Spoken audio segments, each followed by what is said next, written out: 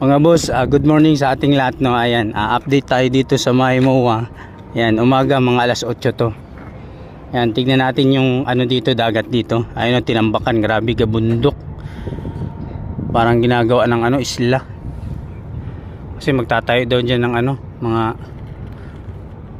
residential. Ayun, naglalaki ang mga makinarya. Yan yung nag-ano yata, nagtatambak.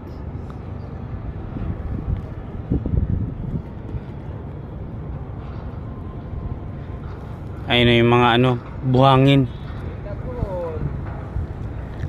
Malawak yan, yun o dun. Tapos meron pang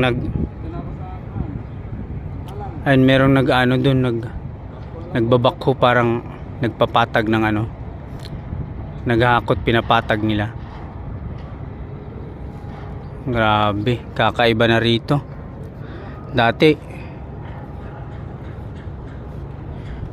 makita mo dyan yung mga ano, barko-barko, tapos malawak na tubig dagat. Ngayon wala na, puro na ano, puro na tambak, buhangin.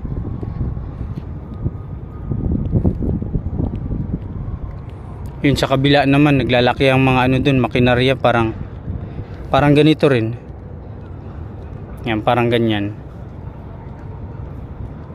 Parang ganyan din. Doon, oh. Dami niyan. Sa 2, 3, 4, 5, 6. May 10. Doon pa. Doon pa parang may ano, barracks.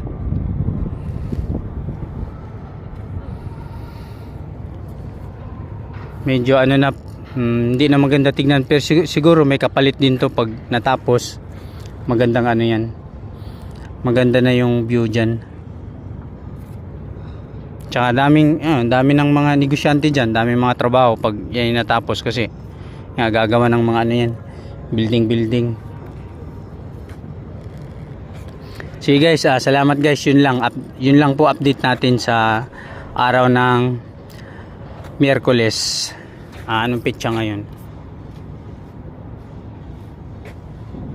November 6 pala. Sige guys, salamat. Thank you.